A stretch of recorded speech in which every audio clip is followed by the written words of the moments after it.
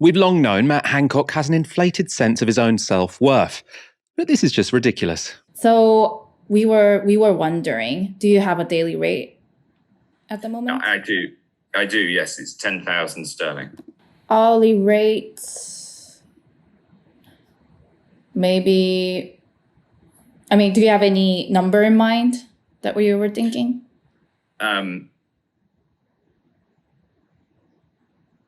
Well, around 1,500. 1,500? Yeah. Okay. 1,500. Yeah. Man, I wish I had a day rate of 10,000 sterling. I'm not sure if anyone is stupid enough to pay him that, but we'll see. Of course, that was Matt Hancock in an interview with Hancock Consulting. They're a South Korean investment firm, although they're not a South Korean investment firm because they are a made-up company. They don't exist. The sting was a high-profile campaign led by donkeys. They set up a website for the fake firm before reaching out to politicians to join their international advisory board. And all the videos we're seeing are people who decided to inquire about that role. Also stung was Kwasi Kwarteng. We would like to talk about arrangements of fees. I mean, do you have a daily rate? Yeah, I mean, a yearly rate. Yes. I mean, I would say as an MP, obviously I don't need to earn a king's ransom, but I would do anything less than for about $10,000 a month. Dollars or pounds? Well, pounds sterling. Sterling's okay. 10,000 pounds a month. Yeah. Okay. That sounds. What sort of ballpark are you looking at? Actually, we were looking into. I mean, this is just a number that's in front of me. I put it down in my memo, so I'm just looking into it. So actually, we were looking into 8,000 to 12,000 pounds a day. Yeah. Okay. How many days a month is that? I mean, we have 6 board meetings, but it's just that. Okay.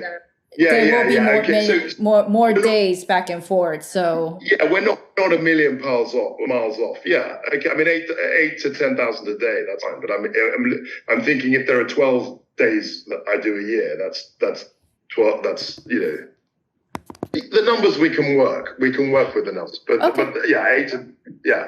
I mean, it's no wonder he wasn't very good as chancellor because that man was bargaining backwards, right? How much will you accept? $10,000. She's like, 10,000 pounds. Yeah, 10,000 pounds, actually. He's like, have some self-worth, Kwasi Kwarteng. He said $10,000 a month. Then she says 8,000 to 12,000 pounds a day. That's significantly more. And then he wangles it down to 8 to 10 again. I mean, maybe he's just a very humble guy because he knew that he wrecked the economy in a space of 40 days and now feels that it would be inappropriate for him to be overpaid. I'm not sure. Let's take a look now. This is our final clip for you of the stung MPs. It's Graham Brady. He's chairman of the 1922 Committee of Tory MPs. Do you have a daily rate in mind at this case? I don't know about a daily rate. I suppose seeing your approach and the kind of expectations you'd have, I was thinking something like £60,000. 60,000 pounds. Oh. As an annual rate. Okay. That's if you certainly think that's far too cheap, let me know. Ash, all of the MPs involved have said, we haven't done anything wrong. No one's suggesting they've broken any rules. It is perfectly legal as an MP to seek outside employment such as this. It's just embarrassing for them that it was a fake company. And I mean, I suppose it's also enjoyable for us that we get the chance to see what these MPs think they're worth. Who came across best? Who came across worse? I mean, Matt Hancock has a very inflated sense of his own self-worth. Kwasi Kwarteng seems to have absolutely no idea whatsoever how much his time is worth. Like, Kwasi Kwarteng is like if I was Chancellor of the Exchequer. I'm like, which number is bigger? I've got a 50-50 chance of getting it right. Take a stab. I mean, I think that the individuals look very foolish because what this shows is that they didn't do their due diligence. It was a fake company. And the fact is that as much as MPs like to justify their second jobs by saying they're doing work which is really valuable and enhances public life, I mean, these are just piggies at the trough, really, who will take on absolutely anything so long as they're getting paid. So of course they look foolish. But one of the things that I perhaps disagree with is that people have been calling Matt Hancock and Kwasi Kwarteng and Graham Brady delusional when they say that their time is worth £10,000 a day or £60,000 a year, whatever it is. That is actually kind of the going rate for former ministers when they're doing this sort of consultancy, advisory board, after dinner speaking circuit kind of work. So if you want to take the example of George Osborne, after he was forced to step down as Chancellor of the Exchequer by Theresa May, he then started doing this whole after dinner speakers thing. And in just 1 week, he earned nearly £190,000 just giving talks to banks and hedge fund managers. Now, this is something which I said on the BBC earlier and got a bit slapped down.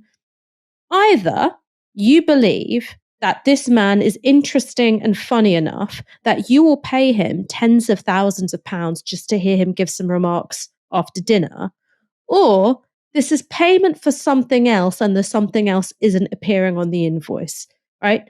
It's influence, it's access, it's political connections. So what do you call it when politicians are selling political power and political influence to the highest bidder, particularly those that come from the world of, finance, business, corporations? We call that corruption. So what we've actually seen isn't just a bunch of MPs who are making themselves look really silly because we all know that they're complete fucking idiots. What we've seen is this form of corruption which operates within the rules of our parliamentary democracy. They weren't doing anything that was against the rules, and it operates in plain sight.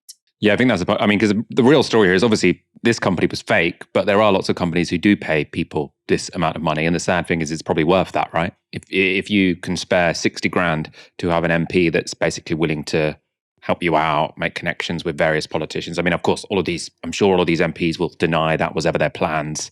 Although I think Kwasi Kwarteng did suggest he could introduce the person to Boris Johnson. Obviously, Boris Johnson no longer the Prime Minister, but I think Ash has made the point very eloquently that the reason these people get employed is not because people are so desperate to hear the insight they might have at those, periodic board meetings, but rather because they think, it's good if we have this person on our payroll because then they can introduce us to people who do actually have power. Just because it's related, I can never miss an opportunity to show you this clip. It's a reminder of Matt Hancock's very honourable approach to making money. If you didn't do it for the money, and you did say before you went in that you were going to be making a substantial donation of your fee to charity, you got paid £330,000. You've kept £310,000 of it. You've only given, £320,000. You've only given £10,000 to 2 charities, which is a tiny fraction of the fee. So if the money wasn't important to you, why have you held on to most of it? Well, I did absolutely give some of the money to charity. £10,000 out of 330. And they're 2 brilliant charities. No, come on, 10,000. I'm talking about the amount, not the charities. £10,000. If you didn't do it for the money, why not give the money to the causes which need it? I said I didn't primarily do it for the money, but also, but if you've only given £10,000 to charity and you've kept 320, it would seem to most people who can do basic arithmetic that you did do it for the money. And I'm not saying that that's necessarily wrong. I just want a clear and honest answer for it. Yeah, that's what I'm giving you. I didn't primarily do it for the money. I primarily did it to try to show who I really am. You primarily kept the money? I gave a 5-figure sum to charity. £10,000 out of 330. Sure, and you keep skating off it and saying, well, a substantial sum. Yes, a 10. Well, it is. It is, and I'm really proud of the money that I raised for charity, before, and I'll do lots in future. And, I think that it's good giving money to charity. That was the very honourable Matt Hancock reminding us all the very important lesson that it's very good to give money to charity, even if you primarily keep most of the money yourself.